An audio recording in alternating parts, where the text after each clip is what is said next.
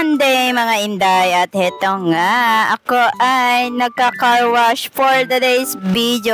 Oh yes, dahil para mamalinis ang aking e-bike na gagamitin ko bukas. Oh, daba.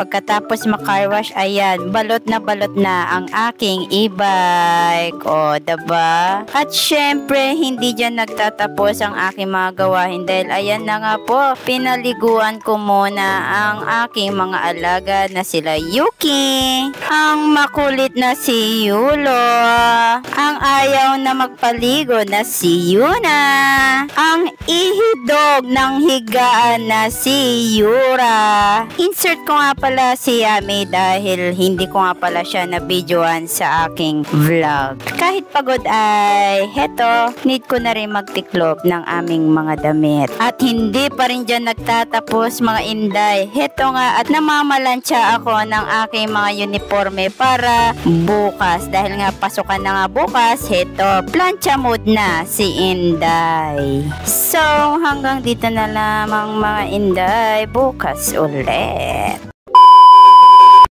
It's Monday mga inday, at heto, naka-uniform lang muna ako at hindi muna ako nagsuot ng pang Pilipiniana. Lagot ako kay sir. Maaga pala ako dahil kami ang naka-assign sa flag ceremony. At ayan na nga mga inday. Syempre ako yung nagbibit at yung kasama ko naman ang MC. Credit pala kay Ma'am Burn kasi siya yung nagbi-video sa akin that time. At ayan nga ang mga junakis ko, busy sa pangongopya. After ng 6 hours duty, ayan, haggardness na si Inday. Kahit tapos na ang aking 6 hours duty, ayan, may ginagawa pa rin si Inday. Busy mode pa rin. Anyways, hanggang dito na lamang mga Inday. Wala namang masyadong ganap, kaya bukas ulit.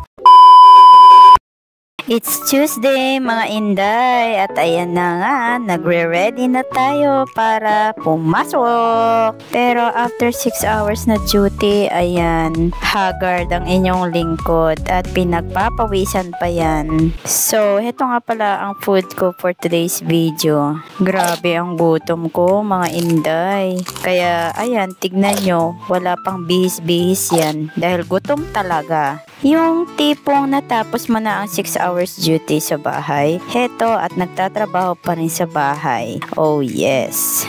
Tinatapos ko nga pala yung aming DLL dahil pasan na naman itong Friday. Kaya tinatapos ko na ng maaga. Not expected na umulan at ayan na nga, basang-basa na naman yung e-bike ko. Mukha na kailangan na magdagdag ng budget ng pagkain ng alaga ko. Sa halagang 30 pesos, yan lang ang gulay na nabili ko. Nagmahal na talaga ang presyo ng gulay.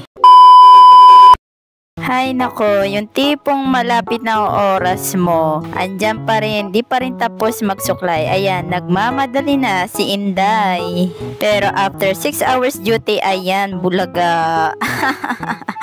Kaloka tong babaeng to. Syempre, pag-uwi ko ng bahay, natulog ako at not expected, ayan, umuulan. Malungkot na naman tong si Inday.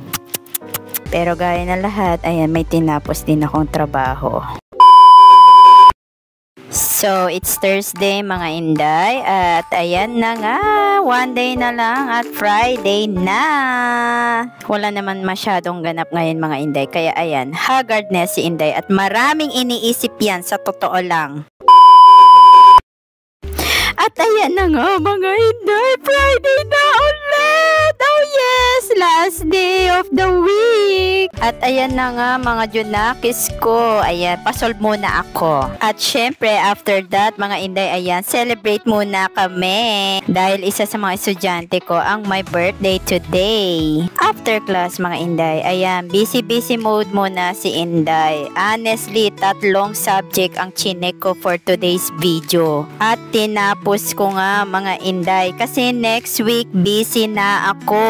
Pagod naman si Inday pero kinakaya para sa mga bata. After 6 hours ng duty, nagpunta ako sa LBC para kunin ang package na pinadala ni Mama. At thanks God, nakauwi din ako ng bahay.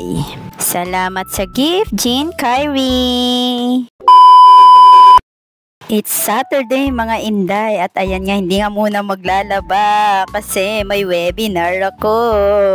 Maaga akong pumasok kaya ayan pa lang, the event isn't live right now. Oh my! Matyaga akong naghintay kaya pagpatak ng 8 o'clock ayan na may mga patalastas na ang pinapalabas. 9 o'clock nag-start kaya ayan kinig-kinig na si Inday. Kaya mo yan, Inday Badiday! Pero nagkukunwari lang yan na nakikinig.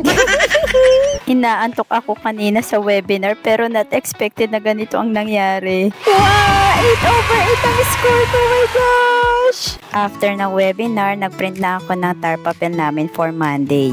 Kasama na rin ang database, kasama na rin ang test paper para sa third summative test ng mga bata. So hanggang dito na lamang mga Inday, hanggang sa muli, paalam!